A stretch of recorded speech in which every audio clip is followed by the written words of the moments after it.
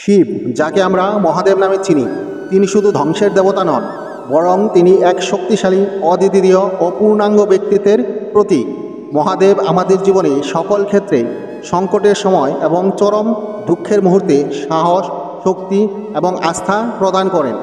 তার জীবন ও শিক্ষা আমাদের মধ্যে অনুপ্রেরণা জাগিয়ে তোলে এবং আমরা এই চিরন্তন দেবতার কাছ থেকে অনেক গুরুত্বপূর্ণ শিক্ষা গ্রহণ করতে পারি। প্রথমত, মহাদেবের ধৈর্য ও সহনশীলতার উদাহরণ আমাদের জীবনের নানা সংকটে ধৈর্যশীল থাকার গুরুত্ব শেখায়। শিব, যিনি সমগ্র বিশ্বকে ধারণ করেন, তার শক্তির চরম অবস্থায়ও তিনি ধৈর্য হারান না। প্রায়শই জীবনের ঝড়ের মুহূর্তগুলো আমাদের ভেঙে দিয়ে যায়, কিন্তু মহাদেবের আমাদের শেখান প্রতিটি সংকটের মধ্যে সমাধান লুকিয়ে থাকে।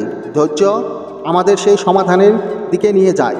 মহাদেবের ধ্যান আমাদের মনে করিয়ে দেয় যে মানসিক প্রশান্তি এবং নিজের মধ্যে গভীরভাবে ডুব দেওয়ার আমাদের সকল সমস্যার উত্তর দিতে পারি।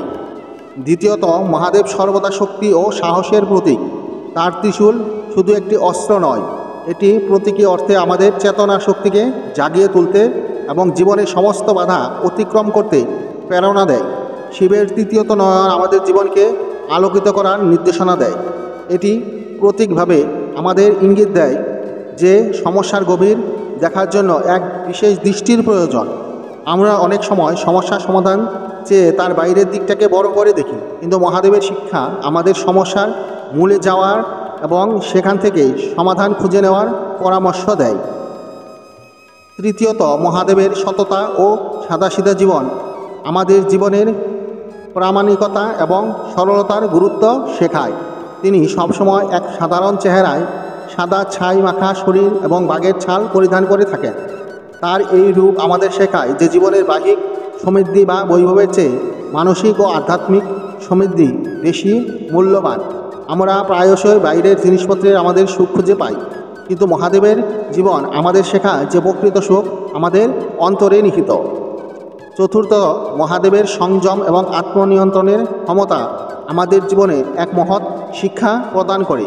শিব নিজেই ইচ্ছাশক্তির মাধ্যমে নিজের সমস্ত ইন্দ্রিয় ও বাসনাকে নিয়ন্ত্রণে রাখতে সক্ষম হন।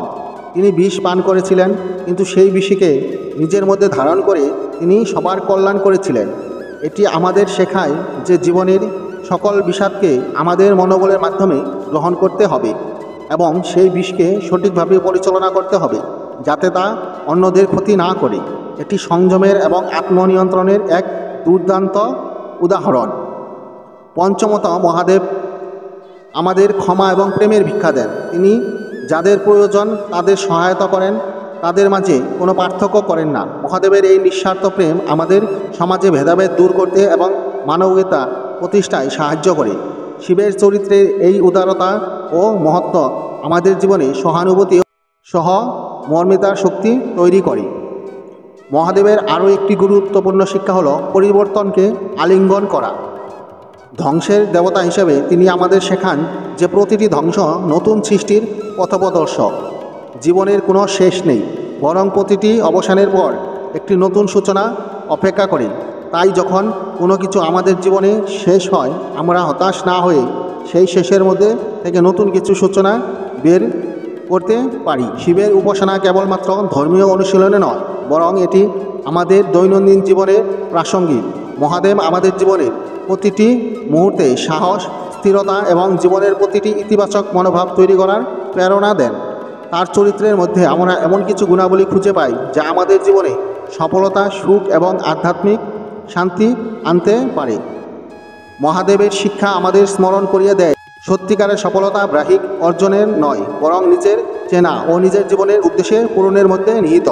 তার শিক্ষা আমাদের সাহসী, ধৈর্যশীল, উদার এবং সংযমী হতে উদ্বুদ্ধ করে। মহাদেবের প্রতি আমাদের বিশ্বাস এবং তার জীবন থেকে নেওয়া শিক্ষা আমাদের জীবনে প্রতিটি ক্ষেত্রে প্রাসঙ্গিক এবং মূল্যবান। তো প্রিয় বন্ধুরা, ভিডিওটি দেখে কেমন লাগলো? ভিডিওটি দেখে যদি ভালো লাগে অবশ্যই একটি লাইক করুন এবং কমেন্টে হর হর মহাদেব লিখতে ভুলবেন না, এবং চ্যানেলটি সাবস্ক্রাইব করে বেল আইকনটি প্রেস করে পাশে থাকুন। দেখা হচ্ছে পরবর্তী ভিডিওতে। ধন্যবাদ।